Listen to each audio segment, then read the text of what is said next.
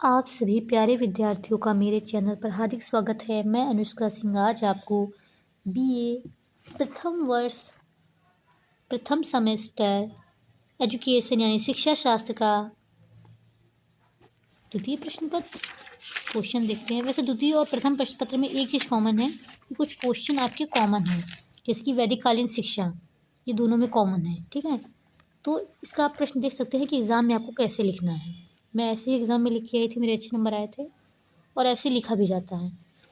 सबसे पहले तो आपको कुछ भी क्वेश्चन देगा, प्राचीन भारतीय शिक्षा की परिभाषा या बौद्ध धर्म की परिभाषा या किसी भी की विशेषता पूछेगा, कुछ भी पूछे, सबसे पहले आप शिक्षा की परिभाषा इस तरह से लिख सकते हैं जिसमें एग्जामिनर आपको अच्छे से अच्छे मार्क्स देने का प्रयास करेगा। ठीक है, तो लिख सकते हैं कि अरस्तु ने कहा शिक्षा का अर्थ है स्वस्थ शरीर में स्वस्थ मस्तिष्क का निर्माण करना। ये तो हम बचपन से सुनते आ रहे हैं। चाहे तो आप इसको जो है लिख सकते हैं, या नहीं याद होता है तो कोई बात नहीं, कोई ज़रूरी भी नहीं है।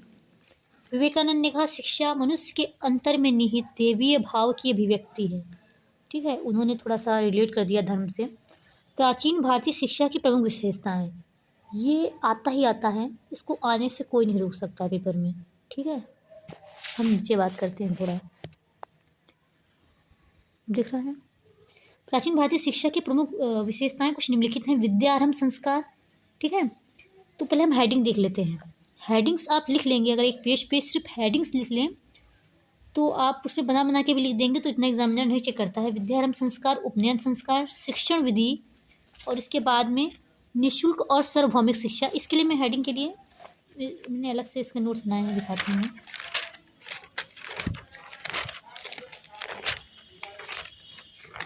शॉर्टकट, ठीक है, मैं इसको शॉर्ट में डाल दूंगी, शॉर्टकट फॉर्म जो चीज़ें हैं याद करने के लिए। अभी अगर डिटेल में समझना चाहें तो अच्छी बात है। विद्यारंभ संस्कार तभी होता है जब बालक प्राथमिक शिक्षा प्रारंभ करता है। कुछ विद्वानों ने विद्यारंभ संस्कार को अक्षर स्वीकारम भी कहा है।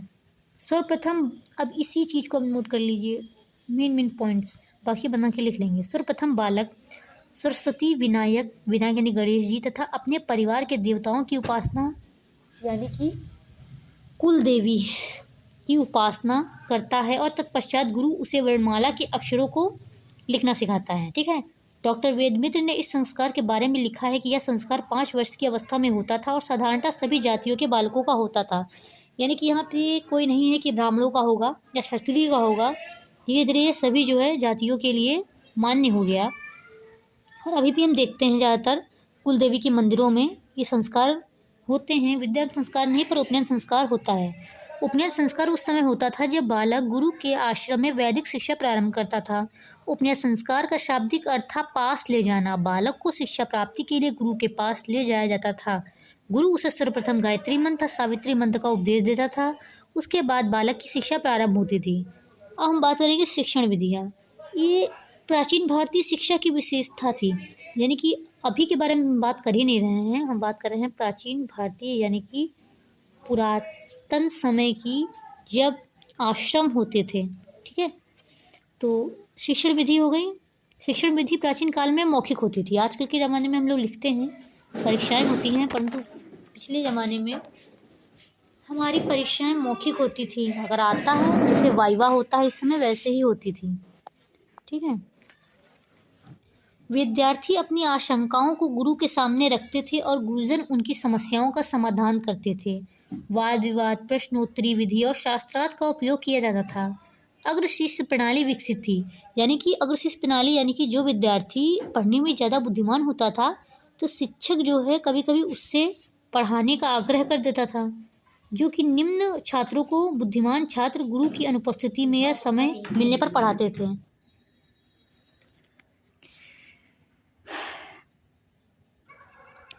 तो अगर शेष प्रणाली होती थी। शिक्षा विधि के प्रमुख थे श्रवण, मनन, चिंतन, स्वाध्याय और स्मरण एवं पुनर्वृत्ति।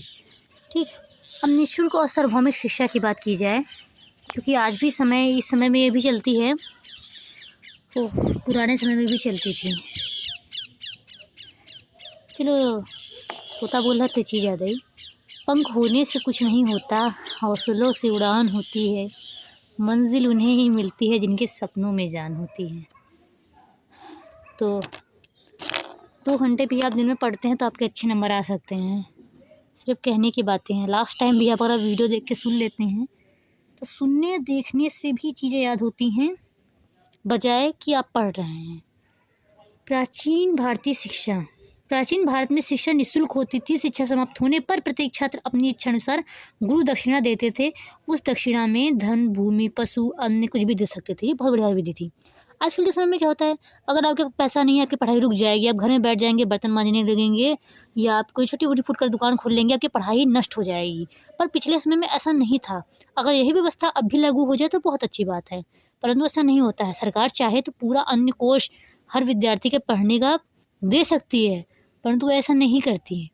और उसके बाद क्या विद्यार्थी जीवन, क्या फ़ायदा है सब बातों का। सब कहने की बातें हैं, लोग भूल जाते हैं। निःशुल्क होने के फलस्वरूप शिक्षा सार्वभौमिक और सबके लिए है। इसके बालकों को भेदभाव रहित शिक्षा प्राप्त होती थी। इस प्रकार उस समय शिक्षा सभी वर्ग के लोगों को एक समान प्राप्त होती थी। ठीक है, ठंडी का मौसम है तो उधर उधर की आवाज़ें आएंगी, आप पढ़ाई पर ध्यान लगाइए। सोहन निंदा बको ध्यानम। ठीक, अब हम बात करते हैं छुट्टियों की। वैदिक काल में विशेष छुट्टियों की व्यवस्था थी। इसको अब लिखने की जरूरत नहीं है आपको एग्जाम में, ये मुझे भी नहीं याद हुआ था। छुट्टियां संक्रांति, पूर्णमासी, मम्मी, छुट्टियों की बात हो गई। तो यदि किसी राजा एवं गांव के ब्राह्मण का निधन हो जाए, यदि डाकुओं द्वारा कोई उत्पात मच जाए। अब उस समय की छुट्टी का सबसे बड़ा कारण, डाकू ने आक्रमण कर दिया, विद्यालय बंद, और इसी आक्रमण के कारण ना जाने कितने ही विद्यालय नष्ट हो गए। नालंदा विश्वविद्यालय, जहाँ विश्व गुरु कहलाते थे, तो उस समय भी नष्ट हो गया था। ये प्राचीन भारतीय इतिहास से बता रही हूँ, शिक्षा शास्त्र में लीजिए जोड़ने की ज़रूरत नहीं है। बस समझने के लिए जब चीज़ों को आप ऐड करके पढ़ते हैं तो वो चीज़ें आपको ज़्यादा याद रहती हैं पेपर में, क्योंकि रटी रटाई चीज़ें हमेशा भूलने लायक होती हैं। सीरीज वगैरह इन सब चीज़ों से पढ़ लेना कोई महानता नहीं है। यदि किसी राजा या गांव के ब्राह्मण का निधन हो जाए, यदि डाकुओं द्वारा कोई उत्पात हो, यदि बस्ती पर कोई बाह्य आक्रमण हो जाए। कम आयु के छात्रों को अधिक छुट्टियां मिलती थी। अब जैसे कोई बच्चे हैं तो उन्हें छुट्टियां ज़्यादा मिलती थी। अब सबसे ज़रूरी चीज़, सबसे बड़ी विशेषता प्राचीन भारतीय इतिहास की प्रकृति के संपर्क, यानी कि वहाँ पे आपको सुविधाएं नहीं दी जाती थी कि गर्मी का मौसम है तो आपको एसी लगा के दिया जा रहा है, ठंडी का मौसम है तो आपको जो है बाकायदा गर्म वाली एसी। ये सब स्वास्थ्य के लिए हानिकारक होती थी और उस समय ये सब व्यवस्था भी नहीं थी। प्रकृति प्रकृति होती है, चाहे वो ठंडी दे चाहे गर्मी दे। प्रकृति के संपर्क में रहकर ही विद्यार्थी अपनी विद्या अध्ययन करते थे। प्राचीन युग में शिक्षा के अनेक विख्यात केंद्र, ये चीज़ आप ऐड कर सकते हो जो मैंने बोला अभी, क्योंकि चीज़ें वही याद रहती हैं जो जो लिखने की ज़रूरत हो। प्राचीन युग में शिक्षा के अनेक विख्यात केंद्र तपोवन में थे, जहाँ पर विद्यार्थी पढ़ने के साथ साथ प्रकृति के साथ तालमेल बिठाता था। प्रकृति से संपर्क बनने के कारण उनमें शारीरिक मानसिक, बात को ध्यान दीजिएगा, शारीरिक मानसिक और विकास होता था, जिससे कि उनके स्वास्थ्य पर प्रभाव पड़ता था।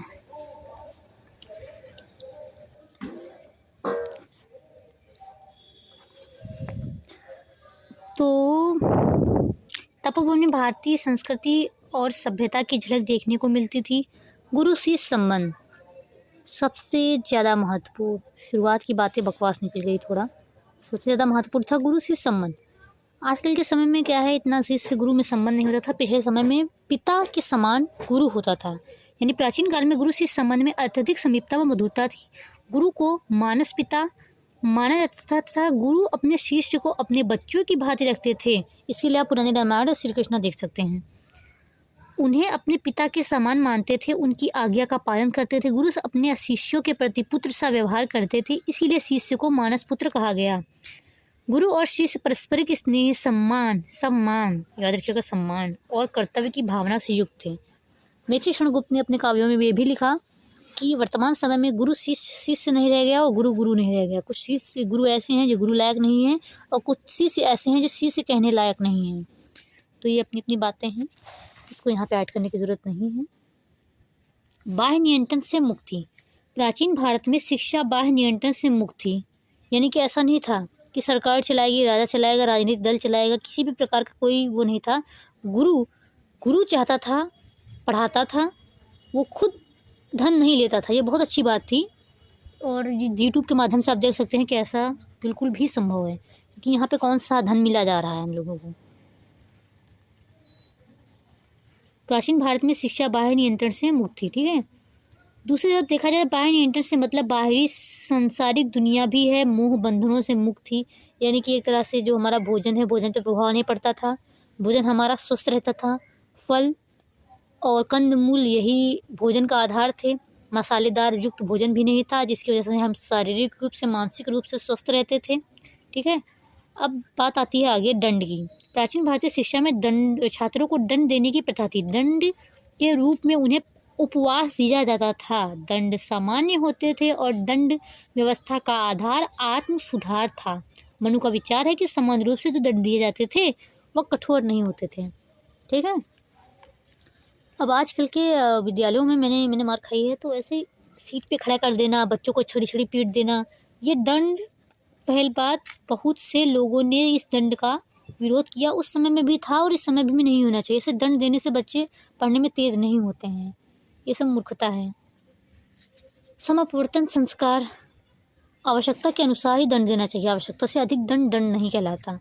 समावर्तन संस्कार का शाब्दिक अर्थ है घर लौटना, यानी कि 25 वर्ष की आयु, और 25 वर्ष की आयु जो होता है वो ब्रह्मचार्य व्रत भी कब पूरा हो जाता है। प्राचीन भारतीय इतिहास पूरा पढ़ रखा है मैंने, तो उसमें 25 वर्ष की अवस्था में के बाद गृहस्थ आश्रम यानी कि जो विवाह समय होता था वो प्रारंभ होता था, परंतु आजकल के समय में अव्यवस्था, असंस्कार, असभ्यता की वजह से 20 वर्ष की अवस्था या 21 वर्ष की अवस्था में ही शादी कर देने का प्रावधान है, परंतु अपने प्राचीन इतिहासों ग्रंथों के अनुसार 25 वर्ष ही उपयुक्त माना जाता है, परंतु कुछ असुविधा और रूढ़िवादी प्रथाओं की वजह से लोग विवाह जल्दी कर देते हैं, जिसकी वजह से वह जीवन में उन्नति नहीं कर पाता, क्योंकि जो नियम होता है वो नियम होता है, कुछ नियमों को मानना भी ज़रूरी होता है। प्रवेश करता था आधुनिक में दीक्षांत भाषण के रूप में उसे समावर्तन उपदेश दिया जाता था। प्रकृति से संपर्क, इसमें तो कुछ इसके अलावा भी मैंने कुछ लिख लिए थे अलग से, तो देख सकते हैं आप। प्रकृति से संपर्क प्राचीन काल में पाठ्यक्रम प्रकृति से सुरम्य वातावरण में होते थे, वही सारी बात कही गई है। बाह्य नियंत्रण से मुक्त थे, और जो मतलब कि बाकी सारी वही चीज़ें हैं रिपीट करके। आगे हम अगले उसमें पढ़ेंगे बौद्ध कालीन उद्देश्य।